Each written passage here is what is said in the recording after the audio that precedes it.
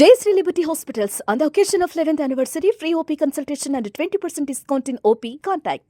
నమస్తే, నేను విజయ్. కాశ్మీర్లో పెహల్గాంలో జరిగినటువంటి ఉగ్రవాదుల అటాక్ తర్వాత నిజంగానే పాకిస్తాన్ మీద భారతదేశం దూసుకు వెళ్ళబోతుందా, యుద్ధం చేయడానికి సిద్ధమైపోయిందా, ప్రస్తుతం జరుగుతున్నటువంటి పరిస్థితులు అందుకు అనుగుణంగానే మారుతున్నాయి. దీని గురించి డీటెయిల్గా మాట్లాడదాం. మనతో పాటు ఉన్నారు రిటైర్డ్ ఆర్మీ ఆఫీసర్, అలాగే మేజర్ హర్షవర్ధన్ చావా. నమస్తే సార్. నమస్తే. హర్షవర్ధన్ చావా గారు, ప్రజెంట్ ఉన్న సిచ్యువేషన్ చూస్తే వార్ జరిగే అవకాశం ఎంతవరకు ఉండే ఛాన్సెస్ ఉంది? చూడండి, మనం ఇక్కడుండి ఎంతైనా స్పెక్యులేట్ చేయొచ్చు, కానీ at the end chief of army staff, chief of air staff, chief of naval staff, ఆ తర్వాత మనకి national security adviser, cabinet security committee, ఇంతమంది కలిసి కూర్చొని ఒక డెసిషన్కి వచ్చి ప్రైమ్ మినిస్టర్ ఒప్పుకుంటేనే వార్ జరుగుతుంది. ఇక్కడ మనం చూసుకోవాల్సిన విషయం ఏంటి అంటే, లాస్ట్ కొన్ని సంవత్సరాలుగా ఎప్పుడైతే రష్యా యుక్రెయిన్ వార్ జరిగిందో, లేకపోతే ఇజ్రాయెల్ పాలెస్తీన్ వార్ జరుగుతుందో, ఇది జరిగిన ప్రతిసారి ఇండియా మధ్యలో జోక్యం చేసుకొని మనం వార్ అనే దానికి వెళ్ళకూడదు, మనం ఏదన్నా ఉంటే మాట్లాడుకొని దాన్ని కరెక్ట్ చేసుకోవాలి అని చాలాసార్లు చెప్పిన సందర్భాలు ఉన్నాయి. అలాగ మిగతా వాళ్ళందరికీ చెప్పి ఇప్పుడు మనం వార్కి వెళ్ళగలమా అంటే, మనం ఇది కంటిన్యూస్గా 75 years నుంచి స్ట్రగుల్ అవుతూనే ఉన్నాం. మనం ఫస్ట్ టైమే వార్కి వెళ్ళలేదు. ఇంత మిమ్మల్ని ఎవరన్నా ఇబ్బంది పెట్టిన తర్వాత ఎవరికైనా వార్కి వెళ్ళిపోయి ఫర్ వన్స్ అండ్ ఆల్ ఈ ప్రాబ్లమ్ని క్లియర్ చేయాలి అని చెప్పి ఖచ్చితంగా ఉంటుంది. ఒకవేళ వార్ అవుతుందా అవ్వదా అన్నది నేను మీరు ఇక్కడ కూర్చొని డిసైడ్ చేయలేము. కానీ సిచ్యువేషన్స్ ఎలా అనిపిస్తున్నాయి? సిచ్యువేషన్స్ ఎలా ఉన్నా కానీ ఎయిర్ స్పేస్ క్లోజ్ చేసింది, మన ఇండియా కూడా సింధు జలాల ఒప్పందాన్ని రద్దు చేసేసింది. చూడండి, అలాగే త్రివిధ దళాలను కూడా అలర్ట్ చేసింది. ఇప్పటికే ఐఎన్ఎస్ కూడా మనకి అరేబియా సముద్రంలోకి ఎంటర్ అయింది. సో ఇవన్నీ సిచ్యువేషన్స్ చూస్తుంటే ఫైటర్ జెట్స్ కూడా రెడీ అవుతున్నాయి, ఆల్ టీమ్స్ని అలర్ట్ చేశాయి. అంటే ఈ సిచ్యువేషన్ ముందు, వార్ ముందు ఇలాంటి సిచ్యువేషన్స్ ఏమైనా ఉంటాయా? చూడండి, ఒక ఆర్మీ ఆఫీసర్ ఇవన్నీ చూసిన తర్వాత నాకేమనిపిస్తుంది అంటే, అట్లీస్ట్ మేబీ 1.5 month లోపల పెద్దది ఏదైనా ఖచ్చితంగా జరుగుతుంది. ఇప్పుడు ఎలాగైతే పుల్వామా జరిగినప్పుడు మనకి బాలాకోట్ ఎయిర్ స్ట్రైక్స్ జరిగినాయో, ఉరి జరిగినప్పుడు సర్జికల్ స్ట్రైక్స్ ఎలా జరిగినాయో, ఈసారి కూడా ఏదో ఒకటి ఖచ్చితంగా పెద్ద రేంజ్లో చేయడానికి చాలా ఛాన్సెస్ ఉన్నాయి. కానీ అది ఫుల్ ఫ్లెడ్జ్డ్ వార్ అవుతుందా? ముందు మనకి డిఫరెన్స్ తెలియాలి. వార్ అంటే ఏంటి, ఆపరేషన్ అంటే ఏంటి. వార్ అంటే ఎలాగుంటుంది అంటే, మనకి ఫర్ ఎగ్జాంపుల్ ఇప్పుడు కాశ్మీర్లో ఎల్సీ ఉంది. మీరు వార్ చేసి ఆ ఎల్సీని పుష్ చేయొచ్చు, కానీ చిన్న ఆపరేషన్ చేసి మీరు ఆ లైన్ ఆఫ్ కంట్రోల్ని పుష్ చేయడం అంటే కష్టం. వార్ జరుగుతుందా జరగదా అన్నది ఇప్పటికీ నేను కరెక్ట్గా ఒక కంక్లూజన్కి అయితే నేను రాలేదు. కానీ ఒక విషయం మీకు ఖచ్చితంగా ఏం చెప్పగలనంటే, ఒకవేళ వార్ జరిగితే మేము ఇంకా రిజర్వ్ లిస్ట్లోనే ఉన్నాం. ఆర్మీ నుంచి ఎవరు రిటైర్ అయినా కానీ కొన్ని సంవత్సరాల వరకు వాళ్ళు ఆర్మీ రిజర్వ్ లిస్ట్లోనే ఉంటారు. నేను మీకు ఖచ్చితంగా చెప్పగలిగేది ఏంటి అంటే, నేను నాలాంటి ఎంతో veterans we are ready to go. మాకు ఫోన్ కాల్స్ వద్దు, లెటర్స్ వద్దు. మీరు ఒకసారి వచ్చి ఎప్పుడు 8 o'clock ఈవినింగ్ మోదీ గారు వచ్చి చెప్తారు కదా టీవీలో ఏదైనా ఇంపార్టెంట్ అనౌన్స్మెంట్ ఉంటే, మీరు మాకు జస్ట్ ఆ అనౌన్స్మెంట్ ఇవ్వండి, నెక్స్ట్ డే మార్నింగ్కి మేము మా బెటాలియన్స్లో రిపోర్ట్ చేయడానికి మేమైతే రెడీగా ఉన్నాం. అలా ఛాన్సెస్ ఉంటుంది మామూలుగా? ఒకసారి రిటైర్ అయిన తర్వాత మళ్ళీ రిక్రూట్ చేసుకునే ఛాన్స్ ఉంటుంది? రిక్రూట్ కాదండి, మీరు రిజర్వ్ లిస్ట్లో ఉంటారు. ఎందుకంటే వార్ జరిగినప్పుడు ఏంటి అంటే, మీకు ప్రతి సైనికుడు ఇంపార్టెంటే. మీరు ఎంత మ్యాన్ పవర్ని పూల్ చేసుకుంటే మీకు అంత అడ్వాంటేజ్. ఎందుకంటే ఇప్పుడు ఒక 10 years 11 years నేను ఆర్మీలో చేసి వచ్చాను. కొంతమంది 15 years చేసి రిటైర్ అవుతారు, కొంతమంది 20 years చేసి రిటైర్ అవుతారు. ప్రతి ఒక్కళ్ళ ఎక్స్పీరియన్స్ ఇంపార్టెంటే. అంటే వార్ జరిగినప్పుడు ప్రాణాలు పోవడం అనేది ఖచ్చితంగా జరిగే విషయం. సో ఎవరన్నా చనిపోతే వాళ్ళ ప్లేస్ ఫిల్ చేయడానికి మీకు మళ్ళీ మనుషులు కావాలి. అలాంటి టైం కోసమే రిజర్వ్ అనేది ప్రతి కంట్రీ ఆర్మీ దగ్గర ఒక రిజర్వ్ లిస్ట్ అనేది ఉంటుంది. మీరు ఆర్మీ నుంచి వెళ్ళిపోయిన తర్వాత కొన్ని సంవత్సరాల వరకు మీరు ఆ రిజర్వ్ లిస్ట్లో ఉంటారు. అలా మీకు ఎంత వరకు ఉంటుంది? నాకు ఇంకా 4 years వరకు ఉంది. 4 years వరకు నేను ఇప్పుడు యాజ్ ఆఫ్ నౌ ఇప్పుడు కాల్ వస్తే వెళ్ళడానికి హర్షవర్ధన్ చావా గారు రెడీగా? అది క్వశ్చనే కాదండి, వెళ్తారా వెళ్ళరా అన్న క్వశ్చనే కాదు. ఇప్పుడు నేను ఒకసారి యూనిఫామ్ వేసుకొని ఈ దేశం కోసం పనిచేసినప్పుడు రెండోసారి మీరు నాకు కాల్ చేసి పిలవాల్సిన అవసరం లేదు. అదొక గౌరవంగా భావిస్తారు. ఖచ్చితంగా మీరు జస్ట్ మాకు చెప్పండి. నేననే కాదు, నాలాగా రిటైర్ అయిన చాలా మంది we are waiting for this opportunity. మేము ఆర్మీలో జాయిన్ అయినందుకు యుద్ధం చేయడం కోసమే కదండి. సో అలాంటి మాకు ఒక ఆపర్చునిటీ వచ్చింది ఈ దేశం కాపాడుకోవడానికి అన్నప్పుడు మేము రెండో థాట్కి అసలు ఎందుకు వెళ్తాం? Will definitely go. నేననే కాదు, నాలాగా ఎవరైతే తెలుగు రాష్ట్రాల్లో ఉన్నా, ఎక్కడ ఏ స్టేట్లో ఉన్నా రిటైర్ అయిన వాళ్ళు, వాళ్ళని రిజర్వ్ లిస్ట్లో ఉండి వాళ్ళని పిలిస్తే వాళ్ళు ఖచ్చితంగా నెక్స్ట్ మూమెంట్ వాళ్ళు రెడీ అయిపోయి ప్రాణాలు పోతాయని తెలుస్తున్నా కూడా ప్రాణాలు పోతున్నాయి కదండి. ఇప్పుడు మా ప్రాణాలను పక్కన పెడితే ఏమీ తెలియని అభాగ్యుల ప్రాణాలు పోయినాయి కదా, దానికి సమాధానం చెప్పాలి కదా. ఆ సమాధానం చెప్పే క్రమంలో మా ప్రాణాలు పోయినా కానీ వీ డోంట్ కేర్. ఇది ఒక అదృష్టంగా భావిస్తారా? ఖచ్చితంగా ఇది మా ఇండియన్ ఆర్మీలో పని చెయ్యడం, ఇండియన్ ఆర్మీలో సెలెక్ట్ అవ్వడం, అది జవాన్గా కానివ్వండి, జేసీఓ కానివ్వండి, లేకపోతే ఆఫీసర్గా కానివ్వండి, ఇది మేము ఎన్నో జన్మల క్రితం చేసుకున్న పూర్వజన్మ సుకృతంగా మేము భావిస్తాం. ఈ దేశం మాకు ఎందుకంటే ఇంత ప్రేమ చూపిస్తుంది? మేము ఏం చేస్తున్నామని ఇంత ప్రేమ జస్ట్ ఒక యూనిఫామ్ వేసుకొని అక్కడ నుంచుంటున్నామని మీకు తెలుసు అంతే. దానికి మీరు మాకు ఇంత ప్రేమ చూపిస్తుంది. దేశం కోసం మాకున్న ప్రేమ ఏదైతే ఉందో దానికోసం మేము చివరి రక్త బొట్టు వరకు కూడా మేము పోరాడడానికి రెడీగా ఉన్నాం. డెసిషన్ ఏది అన్నది గవర్నమెంట్ తీసుకుంటుంది. మేము we are ready to back whatever the decision the government takes. Harshavardhan garu, ఇప్పుడున్న సిచ్యువేషన్ చూస్తే ఒకవేళ వార్ జరిగితే మనకున్న ఫోర్సెస్కి మనకున్న పవర్కి పాకిస్తాన్ సరిపోతుందా? చూడండి, ఒక్క విషయం మనం గుర్తుపెట్టుకోవాల్సింది ఏంటి అంటే పాకిస్తాన్, ఇండియా రెండు న్యూక్లియర్ కంట్రీస్. రెండింటి దగ్గర న్యూక్లియర్ కేపబిలిటీస్ ఉన్నాయి. ఇప్పుడు వార్ జరిగి మనం పాకిస్తాన్ మీద గెలిచినా కానీ మనం గెలవాలి అంటే ఎంతో కొంత త్యాగం మన వైపు నుంచి కూడా ఉండాలి. ఎలాంటి త్యాగం? ప్రాణం పరంగా కానివ్వండి, ప్రాపర్టీ పరంగా కానివ్వండి, ఎకనామీ పరంగా కానివ్వండి, చాలా విషయాలు దెబ్బతింటాయి. ఎకనామికల్గా లాస్ అయితే జరుగుతుంది, ఓకే, ప్రాణాలు అయితే పోతాయి. ఆ ప్రాణాలు ఆర్మీవే, సోల్జర్స్వే, లేదంటే సివిలియన్స్? చూడండి, అన్నిటికన్నా ఫస్ట్ ఏదన్నా వార్ జరగాలి అని అనిపించింది అనుకోండి, అన్నిటికన్నా ఫస్ట్ ఖాళీ అయ్యేది ఏంటి అంటే ఏవైతే బార్డర్ ఏరియాస్ ఉంటాయో అవన్నీ ఖాళీ అయిపోతాయి, ఎక్కడైతే వార్ జరిగే ఛాన్సెస్ ఉన్నాయి. ఆ తర్వాత ఇప్పుడు మీరు రష్యా కానీ, యుక్రెయిన్ కానీ, ఇజ్రాయెల్ కానీ, ప్యాలెస్టీన్ కానీ ఇవన్నీ మీరు చూసుకుంటే సివిలియన్ క్యాజువాలిటీస్ కూడా అవుతాయి. ఎందుకంటే ఒక జెట్ ప్లేన్ వచ్చి ఒక సిటీలో బాంబు వేసింది అనుకోండి, సిటీలో సివిలియన్సే కదా ఉండేది. మన వాళ్ళు, మన ఎయిర్ ఫోర్స్ కూడా దాన్ని అడ్డుకోవడానికి కంప్లీట్గా అంటే 100% కృషి చేస్తుంది. కానీ ప్రతిసారి మనం సక్సెస్ అవుతాం.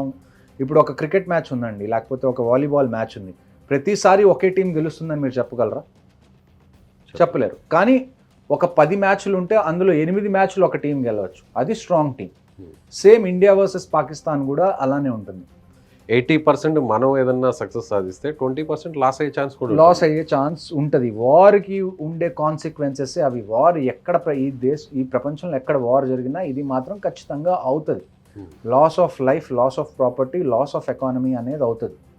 కానీ మనం ఈ టైంలో దేశం కోసం నించకపోతే ఇంకే టైంలో నుంచి వార్ జరిగితే ఎలా స్టార్ట్ అవుతుందా? అంటే ఇప్పుడు బార్డర్లో ఉండేటువంటి సోల్జర్స్ మధ్య ఫైరింగ్ జరుగుతుంది, ఆ తర్వాత ఏదైనా మిసైల్స్ లాంటివి ఏదైనా యూజ్ చేస్తారు, ఎలా నడుస్తుంది అసలు మామూలుగా? అంటే ఎవరైనా ఒకటి ఓపెన్ చేస్తే దానికి కౌంటర్గా ఇంకొకటి ఓపెన్ చేస్తారు. అన్నిటికన్నా ఫస్ట్ మొబిలైజేషన్ స్టార్ట్ అవుతుందండి. మొబిలైజేషన్ అంటే ఏంటి అంటే ఇప్పుడు మీకు సికింద్రాబాద్ లో కూడా మనకి ఆర్మీ ఉంది కదా, ఆ తర్వాత మనకి చాలా సిటీస్లో ఆర్మీ కంటోన్మెంట్స్ ఉన్నాయి.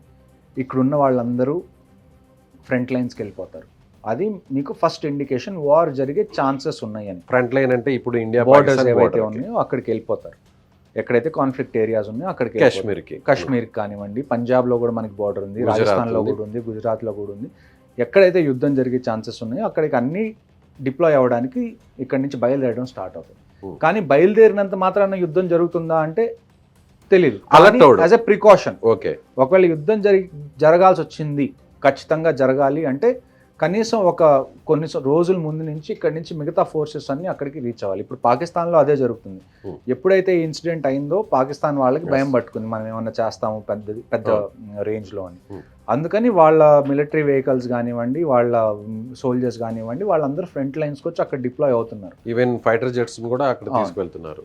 ఇప్పుడు మనకి ఎయిర్ ఫోర్స్, నేవీ ఏదైతే ఉందో వీళ్ళందరూ కూడా వాళ్ళ ప్రిపరేషన్స్ చేసుకోవడం మొదలు పెడతారు. ఎందుకంటే అన్నిటికన్నా వార్లో అతిపెద్ద ఇష్యూ ఏమొస్తుంది అంటే లాజిస్టిక్స్ వస్తుంది. టైం టు టైం మీకు బాంబ్స్ మీ దగ్గర ఉండాలి, టైం టు టైం బుల్లెట్స్ మీ దగ్గర ఉండాలి, టైం టు టైం ఫుడ్ మీ దగ్గర ఉండాలి, టైం టు టైం వెహికల్స్ మీ దగ్గర ఉండాలి.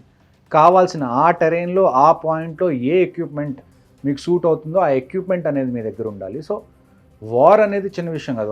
ఒక చిన్న పెళ్ళికి మీరు ఎంత కంగారు పడతారు? అన్నీ సమకూర్చుకుంటాం ఒక 3-4 నెలల నుంచే. అలాంటిది ఒక వార్ అంటే మీరు ఆలోచించండి ఏ రకంగా తయారీ అవుతుంది.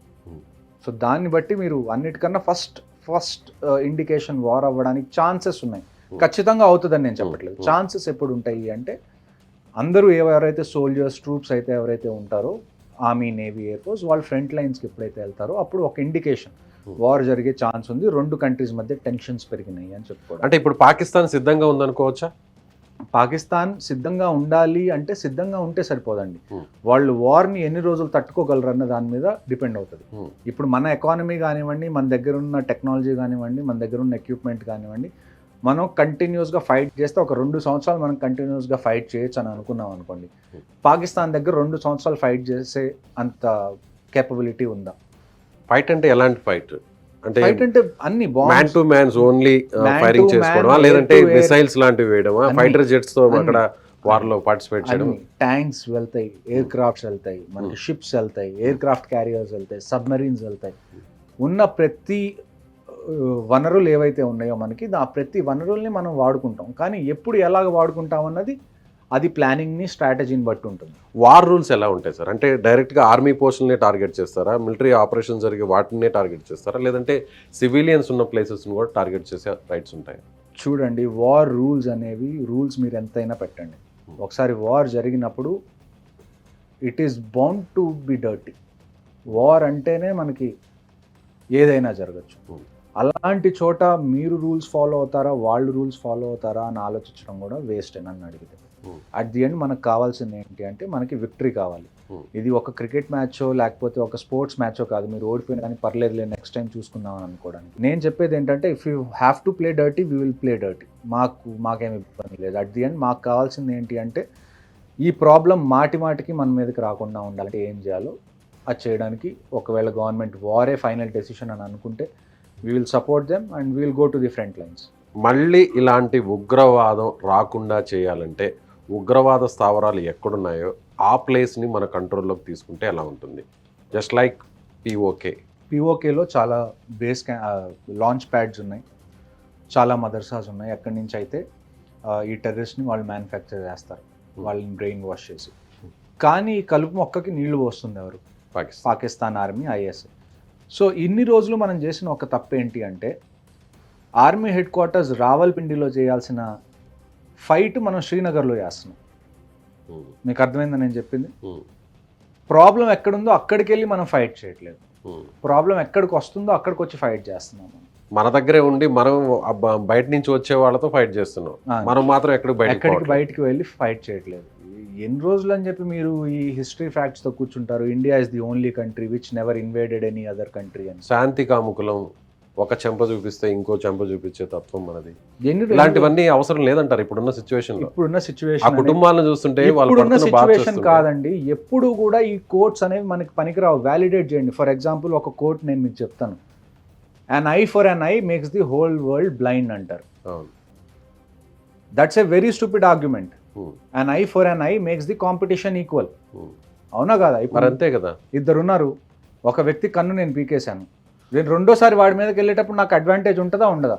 ఉంటుంది. అదే వాడు కూడా నా కన్ను పీకేస్తే ఇప్పుడు కాంపిటీషన్ ఈక్వల్ అయింది కదా. వాడు తప్పు చేస్తే తప్పులేదు, మనం కూడా తప్పు చేయొచ్చు. వాడు ఏం చేశాడో అది కూడా మనం చేయొచ్చు, తప్పులేదు. మరి అలాంటప్పుడు ఇది చూడండి ఇక్కడ. కానీ మన ఇండియన్ బ్లడ్లో మన ఒక పౌరుడిగా, సిటిజన్గా మనం మాట్లాడితే కూడా అవతల వాళ్ళు చంపినంత ఉదాసీనంగా మనం చంపలేము మనుషుల్ని. చూడండి, అది పాకిస్తానీ అయినా వేరే అదర్. ఒక సైకలాజీలో ఒక టర్మ్ ఉంటుంది, నేచర్ వర్సెస్ నర్చర్. నేచర్ అంటే మీరు పుట్టుకతో మీకు ఏమన్నా నేచర్ ఏంటి, లేకపోతే బేసిక్గా ఏ ఇన్ఫ్లుయెన్స్ లేకుండా మీకున్న నేచర్ ఏంటి. నర్చర్ అంటే మీరు లైఫ్లో పెరిగే కొద్దీ, ఎదిగే కొద్దీ మీరు చూసిన వాటన్నిటిని బట్టి మీకు ఒక మైండ్ సెట్ చిన్నగా ఏర్పడుతుంది. సో అట్ ది ఎండ్ మీరు గ్రౌండ్ లెవెల్లో చూసుకుంటే it's a fight of mind sets. మీరు ఏదైతే ఇప్పుడు అంటున్నారో ఇండియా వాళ్ళు మనం అంతలా చంపలేము అది ఇది అని అనుకుంటే మీరు యాక్చువల్గా ఆర్మీ ఆపరేషన్స్ చూడలేదు. మన దగ్గర కూడా చాలామంది ఉన్నారు. మనం ఏంటి అంటే ఒక పబ్లిక్ స్పేస్లో అలాగ పిచ్చిగా మాట్లాడడం మనం చెయ్యం కాబట్టి మనం అలా చేయగలం అని చెప్పి ఎవరికీ తెలియదు. కానీ గ్రౌండ్ మీద చేయాల్సి వస్తే చాలా దారుణంగా చేసే వాళ్ళు చాలామంది ఉన్నారు మనం చెయ్యాలి అని అనుకుంటే. రైట్ సార్, ఇప్పుడు పిఓకేని ఆక్యుపై చేసే కెపాసిటీ మనకు ఉందా? ఒకవేళ ఆక్యుపై చేయాలంటే ఎన్ని రోజులు ఆక్యుపై చేయొచ్చు మన దగ్గర ఉన్నటువంటి బలం చూస్తే? సైనికులు చూడండి, ఆక్యుపై చేయాలి, కేపబిలిటీస్ మన దగ్గర ఉన్నాయి. కేపబిలిటీస్ కన్నా మనకి కావాల్సింది ఏంటి అంటే డెసిషన్, విల్ పవర్. గవర్నమెంట్ ఒకసారి army, navy, air force, coast గార్డ్కి చెప్పింది మీరు కావాల్సింది చెయ్యండి, మాకు పిఓకే కావాలి అని. బంగ్లాదేశ్ని మనం వేరు చేయలేదా అండి? బంగ్లాదేశ్ మనమే పాకిస్తాన్తో ఫైట్ చేసి బంగ్లాదేశ్ ఒకప్పుడు ఈస్ట్ పాకిస్తాన్, వాళ్ళకి స్వాతంత్రం ఇచ్చింది మనమే. బంగ్లాదేశ్ పిఓకేతో పోల్చుకుంటే ఎంత పెద్దది, చాలా పెద్దది కంపారిటివ్గా. మనం ఒకసారి చేసినప్పుడు ఇంకోసారి చేయలేమా? మనం చేయగలం. కానీ మనకు దానికి కావాల్సింది ఏంటంటే అన్నిటికన్నా ఇంపార్టెంట్ కేపబిలిటీస్ కన్నా పొలిటికల్ విల్ అనేది చాలా ఇంపార్టెంట్. కానీ ఇప్పుడు ఉన్నటువంటి ప్రభుత్వం ఆ పరంగా డెసిషన్ తీసుకునేటువంటి ఛాన్సెస్ ఉన్నాయనుకోవచ్చు కదా. అది ఇక్కడుండి మనం మనం మాట్లాడుకోవడం అంటే నేను ఎంత ఒకవేళ ఆ ఛాన్స్ వస్తే ఆ. నిజంగా పబ్లిక్ నుంచి మొత్తం 140 కోట్లలో ఉన్నటువంటి మన జనాభా అంతా కూడా మేజర్గా ఎస్ ఖచ్చితంగా పీఓకేని తీసుకోవాల్సిందే అనేటువంటి ఒక డిమాండ్ రేజ్ అయితే దాని పరంగా ఒకవేళ గవర్నమెంట్ డెసిషన్ తీసుకుంటే ఎన్ని రోజుల్లో పీఓకేని మన కంట్రోల్లోకి తీసుకునే ఛాన్సెస్ ఉంటాయి? చూడండి, టైం పట్టచ్చు, ఖచ్చితంగా టైం పడుతుంది. ఎందుకంటే ఇప్పుడు మనం రష్యా యుక్రెయిన్ ఒకసారి చూసుకున్నాం అనుకోండి, ఆల్మోస్ట్ 3 years పైన అవుతుంది వార్ స్టార్ట్ అయ్యి. And they have moved nowhere. అంటే పెద్ద అడ్వాన్స్ అయినా ఏం జరగట్లా. అంటే ఒక బార్డర్ ఉంటే కొద్దిగా అటు వెళ్తున్నారు, కొద్దిగా ఇటు వస్తున్నారు, అక్కడక్కడే టచ్ ఆడుతున్నారు తప్ప యుక్రెయిన్ మొత్తాన్ని వాళ్ళు ఇప్పటికీ క్యాప్చర్ చేసుకోగలిగారా? చేసుకోలేదు. సో కొన్నిసార్లు ఏమవుతుందంటే ఇలాంటి military operations can go for a very long time. 1 year పట్టచ్చు, 2 years పట్టచ్చు. అంత టైం పడుతుంది సార్? అంత టైం పడుతుందండి, ఆబ్వియస్గా పడుతుంది. మీ దగ్గర ఉన్న రిసోర్సెస్ అన్ని ఖర్చు అయిపోతూ ఉంటాయి చిన్నగా. ఇప్పుడు కొత్త రిసోర్సెస్ని తెచ్చుకోవాలి. మీరు అన్నారు బంగ్లాదేశ్ కంటే చిన్న ప్లేస్ పీఓకే అని. ఒక మన దేశంలో ఉన్న ఒక రాష్ట్రంతో పోలిస్తే ఎంత వైశాల్యంలో ఉంటుంది పీఓకే? నార్త్ ఈస్ట్లో ఉన్న ఒక చిన్న స్టేట్తో మీరు పోల్చుకోవచ్చు, త్రిపురానో సిక్కిం అలాంటి చిన్న ప్లేస్. మరి అంత చిన్న ప్లేస్ని ఆక్యుపై చేసుకోవడానికి ఇంత టైం పడుతుంది ఆ ఇంత చిన్న స్ట్రాంగ్గా ఉన్న ఇండియాకి? ఎందుకు అంటే రెండు వైపులా మిలిటరీ ఉంది కదండి. మనం ఓవర్గా వెళ్ళిపోవడం కాదు కదా. We also have to fight జరిగినప్పుడు, వార్ జరిగినప్పుడు మన ఎక్విప్మెంట్ పాడైపోతుంది. కొత్త ఎక్విప్మెంట్ మీకు కావాలి, సోల్జర్స్ చనిపోతారు, మళ్ళీ కొత్త సోల్జర్స్ కావాలి, రిక్రూట్మెంట్స్ భయంకరంగా జరుగుతాయి ఆ టైంలో, వాళ్ళని ట్రైన్ చేయాలి. సో ఇది మీరు సినిమాల్లో చూసినట్టు ఇవాళ మనం అనుకున్నాం రేపు మార్నింగ్ ట్యాంక్లు వేసుకొని వెళ్ళిపోయి మొత్తం మంది అవుతుందా అంటే that's not how war happens.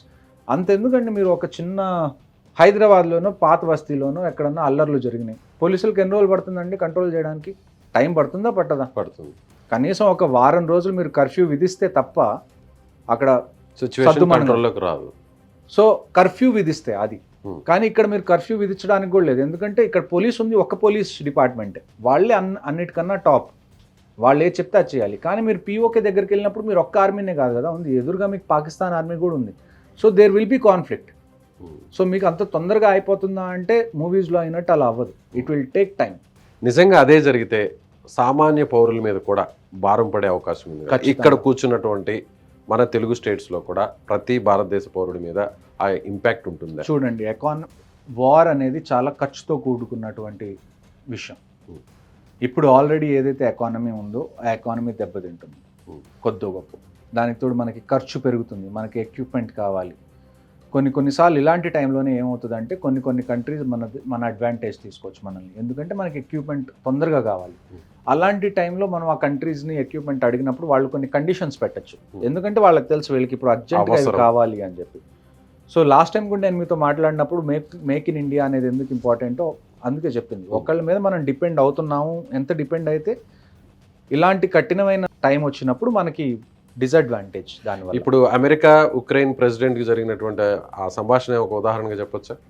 ఖచ్చితంగా చెప్పచ్చు. ఇప్పుడు యుక్రెయిన్ ఏం చేసి చులకన చేసి మాట్లాడు, అప్పటి వరకు అమెరికా సపోర్ట్ ఉంటుందని భావించిన ఉక్రెయిన్కి లాస్ట్లో అందరి ముందు మీడియా ముందు ఆ విధంగా చులకన చేసి మాట్లాడడం. సో ఆ తర్వాత ఇప్పుడు అమెరికా రష్యా ఇండియాని అలాగ చులకన చేసి మాట్లాడే అంత ధైర్యం అయితే ఎవరికి లేదు. అలాంటి రోజు కూడా మనం తెచ్చుకోం. We respect ourselves and we make sure the world respects us. Okay, కానీ మనకి టైంకి అన్నీ దొరుకుతాయా? ఒకవేళ టైంకి దొరికినా బిహైండ్ ద కర్టెన్స్ ఏ రూల్స్ మీద ఒప్పుకోవాల్సి వచ్చింది. సో ఇలాంటివి చాలా ఉంటాయి. సో ప్రతి చిన్న విషయాన్ని స్ట్రాటజీతో ఆలోచించి ఒక కంక్లూజన్కి వచ్చి అప్పుడు ఒక డెసిషన్ తీసుకో. ఒకవేళ అలాంటి సిచ్యువేషన్ వార్ జరిగితే మన వైపు ఏ దేశాలు నిలబడే అవకాశం ఉంది? పాకిస్తాన్ వైపు ఏ కంట్రీస్ ఉండే ఛాన్స్ ఉంది? ఏ కంట్రీస్ నిలబడినా నిలబడకపోయినా మనకి పెద్ద ఇష్యూ లేదండి ప్రస్తుతానికి. ఎవరి సపోర్ట్ కూడా అవసరం లేదు. ఎందుకు అంటే ఇది ఎందుకు స్టార్ట్ అయింది ఈ వార్ ఏదో ఇంతకు ముందులాగా మిలిటరీ మీద అటాక్ జరగడం వల్ల ఇలాగా స్టార్ట్ అయింది కాదు. మీరు సివిలియన్స్ని అటాక్ చేశారు. ఈ టైంలో పాకిస్తాన్కి సివిలియన్స్ ఇంత టెర్రరిజం చేసి సివిలియన్స్ని చంపిన తర్వాత ఏదైనా కంట్రీ వాళ్ళకి సపోర్ట్ చేస్తే we will make sure that country is also our enemy. So నాకు తెలిసి ఇంతకుముందు యుఎస్ ఒకప్పుడు పాకిస్తాన్కి బాగా సపోర్ట్ చేశారు, కానీ ఇప్పుడు ఆ సిచ్యువేషన్ లేదు. సో యుఎస్ పాకిస్తాన్కి సపోర్ట్ చేయట్లేదు, రష్యా ఎలానో మనకు సపోర్ట్ చేస్తుంది. మనకున్న ఒక్క ఇంపార్టెంట్ కన్సిడరేషన్ చైనా.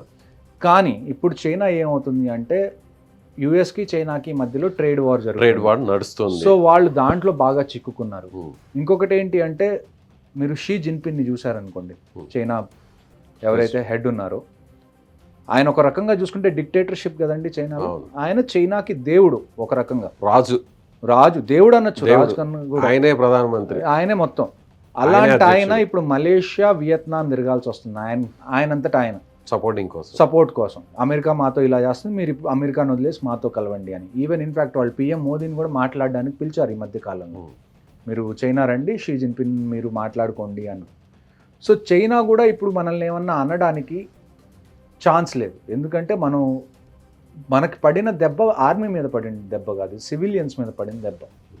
దాని అర్థం ఏంటంటే they have cross the line. Um. ఇప్పుడు కూడా ఎవరన్నా పాకిస్తాన్కి సపోర్ట్ చేశారా ఇంత జరిగిన తర్వాత కూడా? We will make sure, the Indian government and the Indian army will make sure that the other countries also in our enemies list. ఈ సందర్భంగా ఇంకొక విషయాన్ని కూడా మీ దృష్టికి తీసుకురావాలి సార్. పాక్ ఉప ప్రధాని రీసెంట్గా ఆయన స్టేట్మెంట్ చూస్తే అక్కడ జరిగింది, అటాక్ చేసింది స్వాతంత్ర సమరయోధులు, కాశ్మీరీ స్వాతంత్ర సమరయోధులు అన్నారు. అంటే అంత చులకన వాళ్ళకి. అలాగే ఢిల్లీలో ఉన్నటువంటి ఎంబసీలో కేక్ తీసుకెళ్తున్నారు. అది ఏ ఇష్యూ అయినా కావచ్చు, మీకు బర్త్డే కావచ్చు. ఇలాంటి ఒక ఇష్యూ జరిగినప్పుడు మీ అందరికీ ఇవన్నీ కళ్ళకు కనపడతాయి. ఇంత చులకన మరి అంతమంది ఎందుకంటే ప్రాణాలు మీరు- కోల్పోతే. ఎందుకంటే మీరు ఒక 4 వారాలు అయిపోయిన తర్వాత మళ్ళీ మీకు ఇండియా పాకిస్తాన్ క్రికెట్ మ్యాచ్ కావాలి కదండి. మర్చిపోతాం. ప్రజలది కంటిన్యూస్గా సపోర్ట్ ఉంటేనే ఏ గవర్నమెంట్ అయినా ఏదైనా చేయగలదు. మీరు ఇప్పుడు ఇవాళ ఒక 4 రోజులు క్యాండిల్ మార్చ్ చేసేసి 4 నెలల తర్వాత మళ్ళీ మాకు ఇండియా వర్సెస్ పాకిస్తాన్ క్రికెట్ మ్యాచ్లు కావాలి, హైదరాబాద్కి పాకిస్తాన్ క్రికెట్ టీం వస్తే మేము ఎయిర్పోర్ట్ దగ్గరికి వెళ్ళి వాళ్ళ వెనకాల సంకలనం ఆపుతామంటే కుదరదు.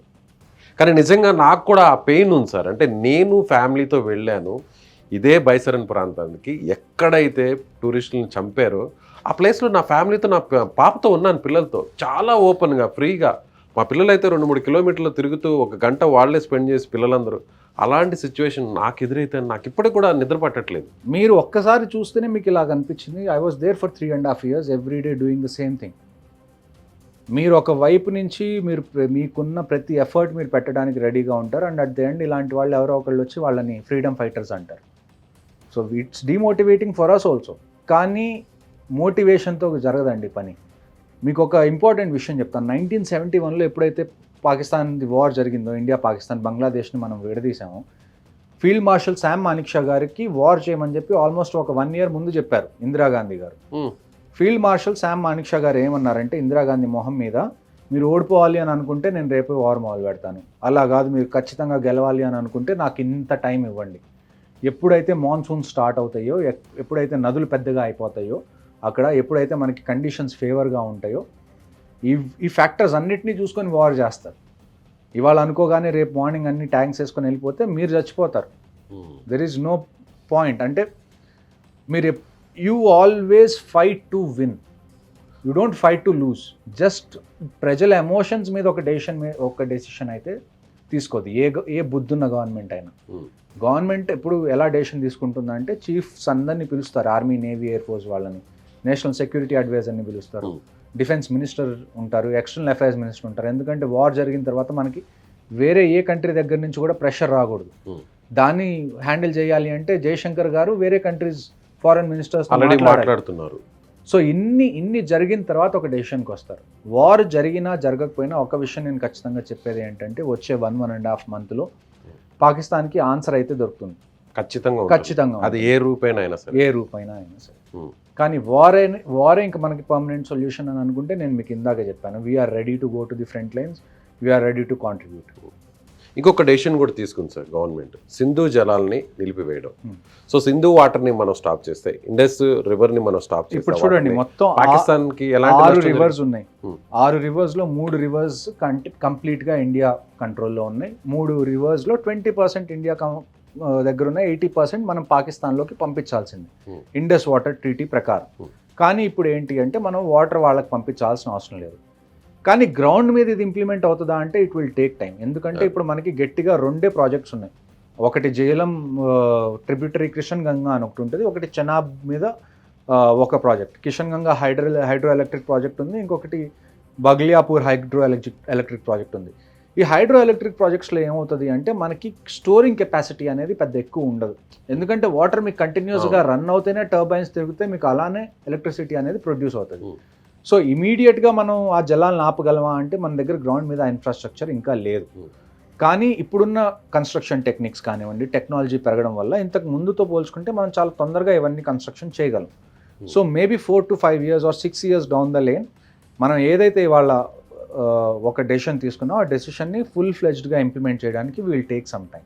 ఇది తాత్కాలికమైన నిర్ణయం అనుకోవచ్చా, లేదంటే పర్మనెంట్ డెసిషన్ అనుకోవచ్చా? తాత్కాలికమైన నిర్ణయం ఉండకూడదని నేను అనుకుంటున్నానండి. ఎందుకంటే మీకు 1965 వార్లో జరిగిన ఒక ఇన్సిడెంట్ చెప్తాను. 1965 వార్లో పేటెంట్ ట్యాంక్స్ అని చెప్పి అమెరికా యూఎస్కి పేటెంట్ ట్యాంక్స్ ఇచ్చింది. ఆ టైంలో ఆ ట్యాంక్స్ చాలా సుపీరియర్ అనుకునేవాళ్ళు, అంటే ప్రపంచంలోనే అన్నిటికన్నా బెస్ట్ ట్యాంక్స్ అనుకునేవాళ్ళు. అలాంటి ట్యాంక్స్ని మనం 100 ట్యాంక్స్ని దాన్ని ఏమంటారు చల్లా చెదురు చేశాం. అసలుత్తర్ అనే ప్లేస్, పంజాబ్లో అసలుత్తర్ అనే ప్లేస్ ఉంది. ఆ ప్లేస్ని grave yard of pattern tanks అంటారు. అది ఎలా చేసామంటే ఎప్పుడైతే ట్యాంక్స్ ఇండియాలోకి వచ్చినాయో, పొలాల మీదుగా ట్యాంక్స్ వస్తున్నప్పుడు అక్కడ ఒక కెనాల్ ఉంది, ఇచ్చోగిల్ కెనాల్ అని. ఆ కెనాల్ని మనం పేల్చేసాం. పేల్చేసినప్పుడు ఏమైంది అంటే ఆ కెనాల్లో ఉన్న నీళ్ళన్నీ ఆ ఫీల్డ్స్లోకి ఫ్లడ్ అయిపోయి ఆ ట్యాంక్స్ కదలలేని పరిస్థితి, వాళ్ళకి ఆ చైన్స్కి ట్రాక్షన్ దొరకట్లా. సో ఆ టార్గెట్స్ అన్ని స్టేబుల్ టార్గెట్స్ అయిపోయినాయి ట్యాంక్స్. మనం వాటి మీద ఎయిమ్ చేయడం చాలా ఈజీ అయిపోయింది. సో వాటర్ అనేది మనం వెపన్ లాగా యూస్ చేసుకోవాలి, ఇప్పుడు కాకపోయినా ఎప్పుడైనా కానీ. పాకిస్తాన్లో ఒకడు అన్నం తింటున్నాడా లేదా అన్నది మనం నీళ్ళు వదిలిపెడుతున్నామా లేదా అన్న దాని మీద డిసైడ్ అయితే తప్ప వాళ్ళు కంట్రోల్లో ఉండరు. Right sir, thank you so much. So ఇది మేజర్ హర్షవర్ధన్ చావా గారు చెప్తున్నట్టుగా ప్రతి విషయాన్ని కూడా ఆయన చెప్తున్నటువంటి ప్రతి మాట కూడా అందరూ కూడా ప్రతి మాటను కూడా ఆలోచించాలి. నిజంగా ఇప్పుడున్న సిచ్యువేషన్ అలాంటి పరిస్థితులు వస్తే ప్రభుత్వం సిద్ధంగా ఉండాలి, ఆర్మీ కూడా సిద్ధంగా ఉండాలి, అలాగే ప్రజల సపోర్ట్ కూడా పూర్తి స్థాయిలో ఉండాలి. ఎస్, మీరేమనుకుంటున్నారు? మీ కామెంట్ని ఖచ్చితంగా తెలియచేయండి. Thank you so much.